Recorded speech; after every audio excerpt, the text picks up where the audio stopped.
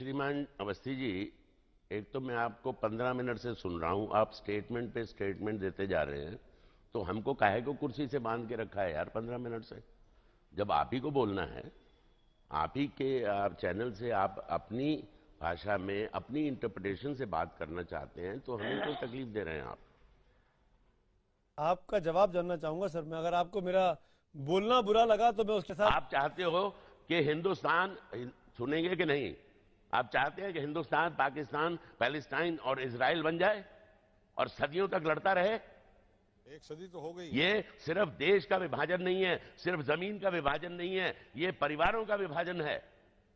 हमारे हिंदुस्तान में 22 करोड़ मुसलमान भाई रहते हैं, उनके रिश्तेदार उधर रहते हैं, पाकिस्तान के रिश्तेदार इधर रहते हैं, और दुनिया का दूसरे नंबर पे ये मुस्लिम कंट्री है।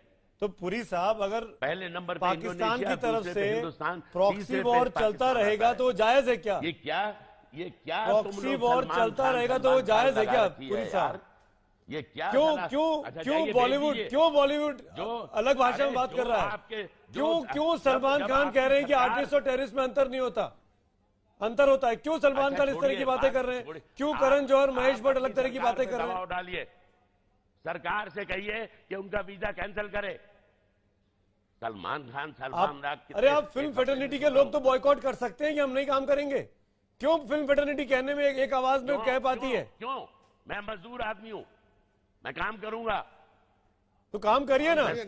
आपको काम करने से कौन मना कर रहा है? आपको पाकिस्तान के कलाकारों की क्या जरूरत है? क्या हिंदुस्तान में टैलेंट नहीं है क्या?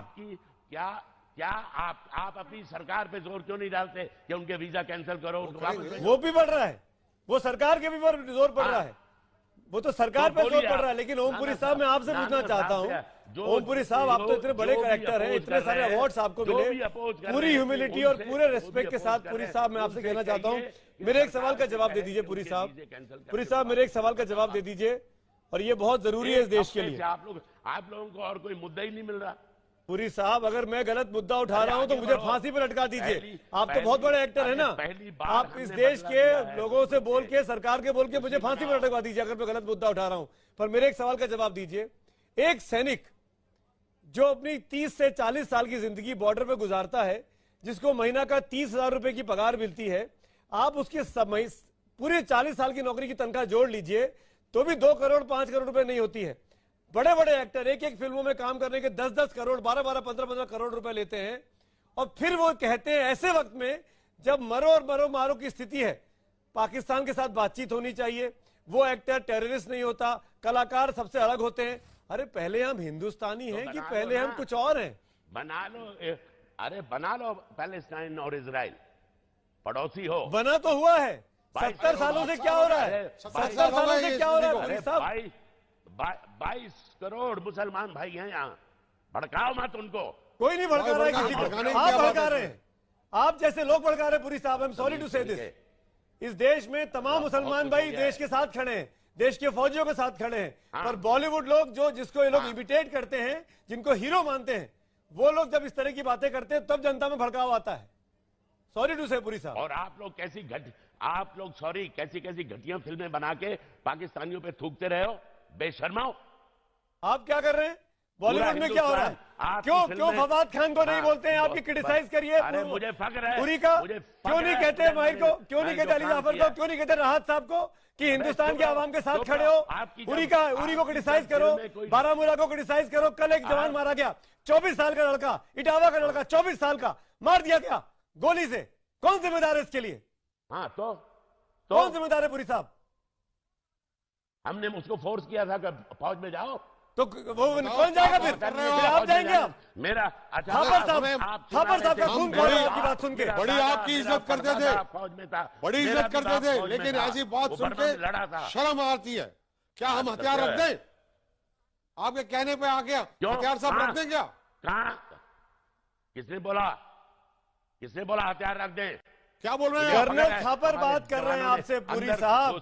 कर्नल थापर, जिन्होंने अपना बेटा करगिल में खोया, हम सबके लिए शहीद हो गए विजय साहब। मुद्दा ही नहीं है जिसपे आप बहस कर रहे हैं पंडित जी। पुरी साहब कीजिएगा। पुरी साहब, अपनी घर की पुरी साहब, पुरी साहब, उस बहादुर शहादत को आपने तौहीन की है कि किसने कहा था बंदूक उठाए? बताइए, ऐसे बात करेंगे आप? इतने बड़े कलाकार। ये जो आपने नाम बताए, इनमें से पूछा जाए कितने इनके रिश्तेदार फौज में थे कभी भी, ताकि वो अथॉरिटी के साथ बात तो कर सके कि जवान हथियार उठाए या ना उठाए। पुरी साहब आपसे पूछ रहे कर्नल थापर। फौज में मेरा बाप फौज में था, उसका नंबर था 1952-87। और उसके बाद भी आप ये बोल रहे हैं? पता नहीं, उसके बाद भी आप ये बोल रहे हैं कि उस फौजी को किसने कहा था कि शामिल हो जाए फौज में, बंदूक उठाए? वो हमारी रक्षा करने के लिए वहां पे था, बीएसएफ के जवान यादव साहब। हाँ, तो हम तो क्या कर रहे हैं? अरे इज्जत से बात करिए पुरी साहब, रिस्पेक्ट हिम प्लीज। हमें उन पे गर्व है।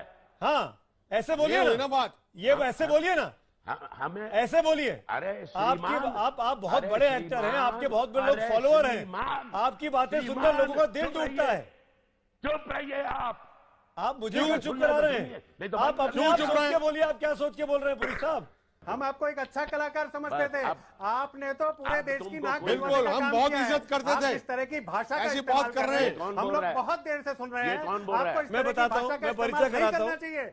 आप हमारे सैनिकों का अपमान कर रहे हैं। एक पाकिस्तानी कलाकार के लिए, आप एक सलमान खान के लिए जो पाकिस्तानी कलाकारों का समर्थन करता है, आप उसके साथ काम करना चाहते हैं, आप उसके साथ पैसा कमाना चाहते हैं, इसलिए पूरी फौज को, पूरी सेना को आप साबित क्या करना चाहते हैं? आप अच्छे कलाकार थे, लेकिन आप एक गंदे इंसान हैं। आप जैसा घटिया इंसान हम लोगों की गर्दन को झुकाता है, हमारे सर को झुकाता है, और आप जैसे लोगों का बहिष्कार करना चाहिए। आपको अपने दिमाग का इलाज कराने की जरूरत है। आप मुसलमानों की बात करते हैं, आप फिलिस्तीन की बात करते हैं, आप इजराइल की बात करते हैं, आप समझते क्या है? अरे हिंदू और मुसलमान को झगड़ा लगाने का काम आप जैसे लोग करते हैं। आपको ये याद दिलाने की जरूरत क्यों पड़ी कि यहाँ पे 22 करोड़ मुसलमान हैं? क्या हम जानते नहीं है कि इस देश में 22 करोड़ मुसलमान हैं? और क्या हम जानते नहीं है कि इस देश के उस देश के साथ संबंध है?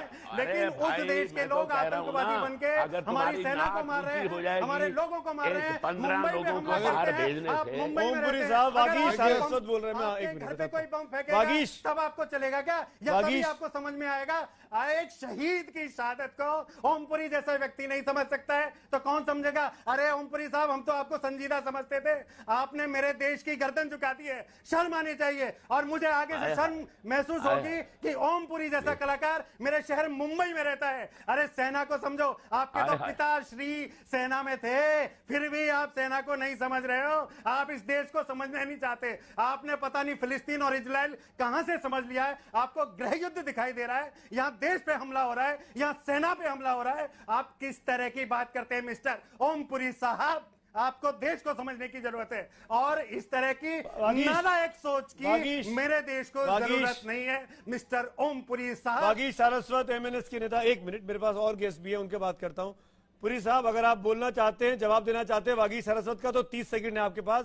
मेरे पास और पैनलिस्ट भी हैं, आप जवाब देना चाहें तो आप दे दीजिए। मैं 20 सेकंड में जवाब दूंगा आपको। आप यहां 10, 15, 20, 25 जितने भी हिंदुस्तानी तैयार कर सकते हैं जो अपने शरीर पे बम बांध के पाकिस्तान में जाके कुछ उड़ा फुड़ा के आए, तो उन्हें तैयार कर दीजिए। धन्यवाद, बहुत बहुत। क्या जवाब दिया पुरी साहब, क्या जवाब दिया है आपने? उनको अप्रिशिएट कर रहे हैं क्या ओमपुरी साहब, आप उठ के जा रहे हैं डिबेट से? हमारे देश के अंदर ऐसे लोग भी रहते हैं, ओमपुरी साहब के लिए बिक गए बिल्कुल।